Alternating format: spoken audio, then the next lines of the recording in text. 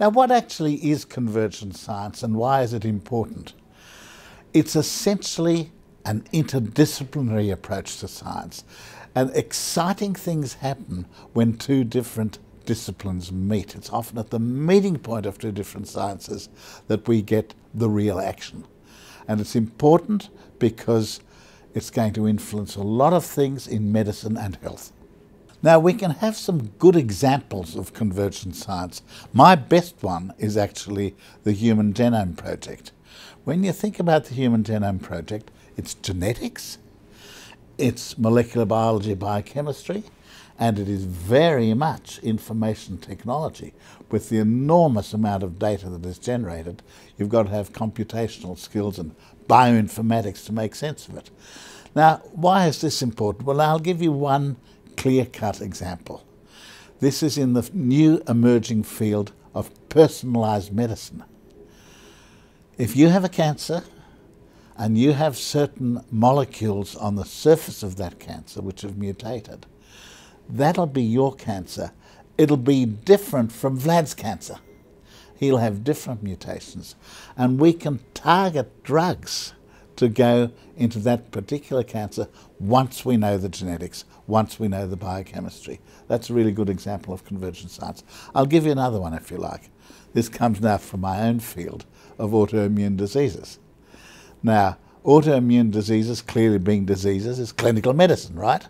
You've got to have doctors with stethoscopes thumping you on the chest. But it is also very much immunology. Rogue white cells gone bad and beginning to attack components of the body itself.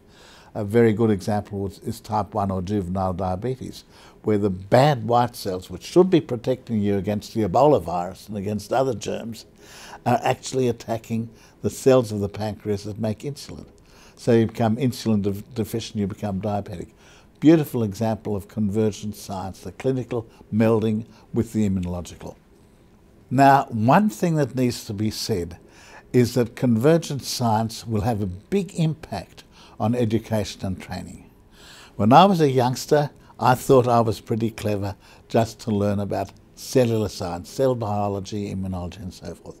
I left it to someone else to worry about the biochemistry, and that was my collaborator, and yet somebody else to worry about the computers. Today, the young people are going to have to be expert in a number of disciplines if they're going to get the main benefit out of this convergent science, out of this melding and meeting of the disciplines.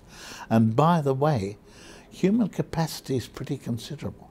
And I have found in my experience that if you put it in the right way, if you go through the principles and put the tedious detail to one side, young people are very ready to accept this multidisciplinarity in their learning.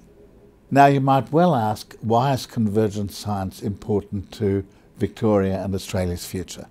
Well, as a Victorian, I'm extraordinarily proud of our track record in medical research, and this will continue if we get the training situation right, particularly if we get this convergence right.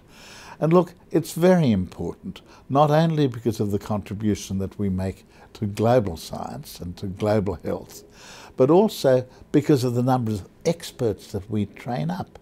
Bear this in mind. If Australians discover 3% of the world's medical breakthroughs, that leaves 97%, which has got to be brought here through technology transfer.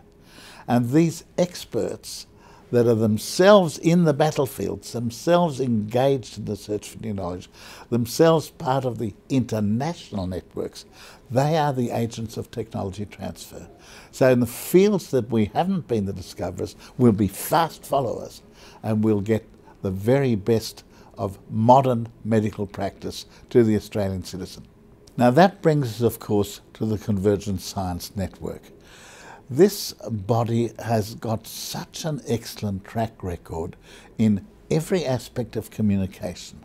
And I don't just mean communication with the layperson, I also mean education in schools. I also mean its flagship program, which is the Graham Clark Oration, which will bring each year some really world-ranking figure to Australia, commanding large audiences. And then networks, symposia, meetings, penetrating through that jungle of communications, because this is networking at a different level now. This is also the networks that gets the scientist out of the silo. You know, scientists have a bit of a tendency to hide in their little silos. I don't want that. I want the scientists to come out and also be communicators, because of course their work is shaping the future. And if their work is not understood by the public, it won't be supported by the public, and you will get lots of misinformation going, like, for example, the enmity to GM foods and the enmity that I strike quite a lot to immunisation. That is purely due to poor communication through people not having been told the facts as they really are in a clear and direct way. That's where the Convergent Science Network does a brilliant job.